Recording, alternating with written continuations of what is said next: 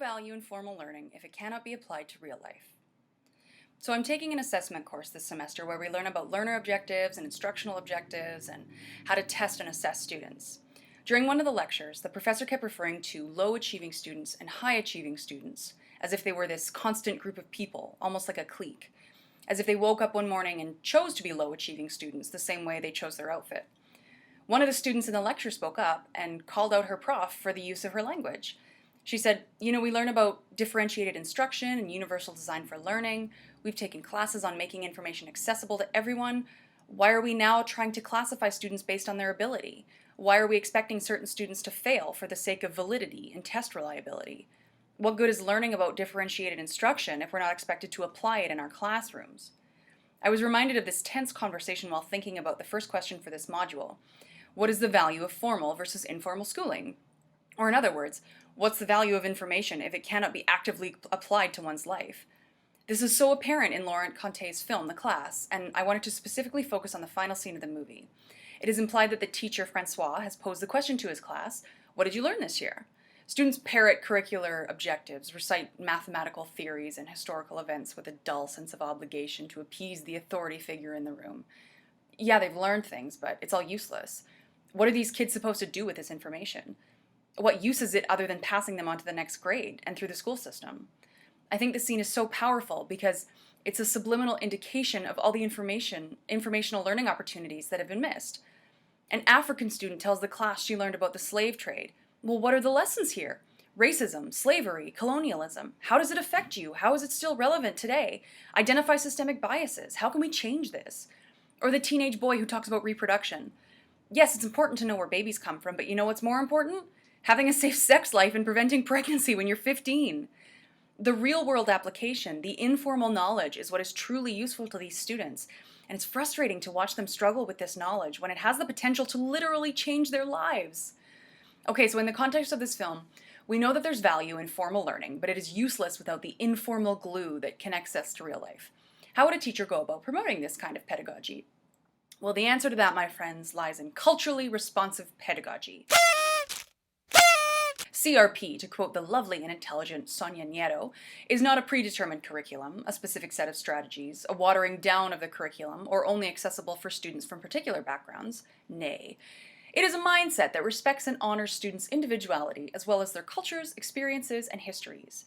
It's a way to include everyone in the curriculum, and a commitment to learning about students' individuality, as well as their cultures, experiences, and histories. While Francois attempted to get to know his students better during the school year, he did it on his terms. Write an essay, this information, this format, this structure. This is where we see culture come into play. Culture dramatically separates teacher and student in this movie. The culture among the faculty at the school creates this idea that teachers are better than students, that students need to learn what the teachers teach in order to succeed. The students live in a completely different world, which requires a completely different set of life skills in order to survive. In fact, the one student who challenges Francois on this assignment and does it his way, he only did it because he wasn't afraid of the consequences. He's already an outcast, he's already a bad kid, and he accepted this label as a troublemaker. Now, this is the one part of the movie where Francois actually shows us his potential to be a culturally responsive teacher. He modeled Solomaine's work as an example for the rest of the class to see, the lesson being, hey, this person took a risk and it paid off. He showed me who he was, his life, his family, his culture. It's a start. But we need to take that information and integrate it into our teaching. How can we incorporate the student's culture into our class? How can we help the student succeed and thrive in his own life?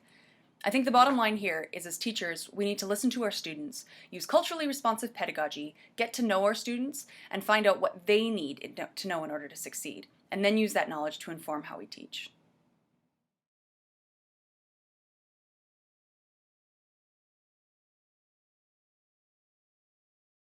How does an educational establishment shape a young person's achievements or potential? Well, I'll give you an example. For over a century, Aboriginal Canadians were legally mandated to surrender their children to the Canadian residential school system, the goal of which was to eradicate Indigenous culture and indoctrinate children into a Euro-Canadian and Christian way of living. This cultural genocide has impacted generations of Aboriginal Canadians and continues to have an effect on our society to this day. This is a major extreme example, but there are smaller, more insidious ways the school system can influence students and culture. For example, the story Sonia Nieto shared about the spelling of her maiden name, Cortez.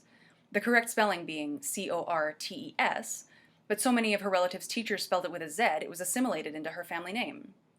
Teachers have a huge influence on students. We spend our careers shaping who they are, what they think, and how they think. Potential for success is different with each student. So are the factors that influence that potential. Some students internalize the labels and the abilities afforded to them by others. Others have an excellent sense of self-awareness and push the boundaries created by things like the school system. A great example of this type of student is Esmeralda from Laurent Cantet's film, The Class. Halfway through the movie, her teacher Francois slaps her with the label of skank. Now, skank means something different to Francois than it does to Esmeralda, but that's a topic for a different question. At the end of the movie, in my favorite scene discussed earlier, Esmeralda reveals to Francois that she read Plato's Republic in her spare time outside of class. Francois is floored, and she responds, "It's not a skank's book." This kind of resilience is rare, but it's amazing to witness. And just imagine what kind of person she could become had her teacher worked with her instead of against her for the whole school year. With great teacher comes great responsibility. On the other end of the spectrum, we see Solomon, who is a casualty of the public school system. His expulsion doesn't just affect him, it affects his family, and because of his culture, it affects his future. His dad plans to send him back to their village in Mali. Now, I'll admit my geographical deficiency. I had to Google where in the world Mali was, but according to Wikipedia, there aren't very many educational opportunities there. Solomon failed in the school system, and this affected the rest of his life. The last thing I'd like to talk about is how teachers in this movie spend so much time focusing on the negative. We're in a rough part of town, these kids don't get it. It's a toxic environment, and it doesn't help anyone. As teachers, it's so easy to shuffle blame, to tell ourselves, it's not my fault, the kids didn't get it. It's easy to blame the school system for our success or failure as well. We don't have the money, the time, the support. The kids don't have the basic skills.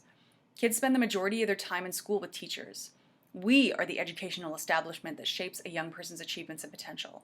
We have an incredible responsibility to make sure the environment we inhabit enhances the potential of our students and doesn't inhibit it.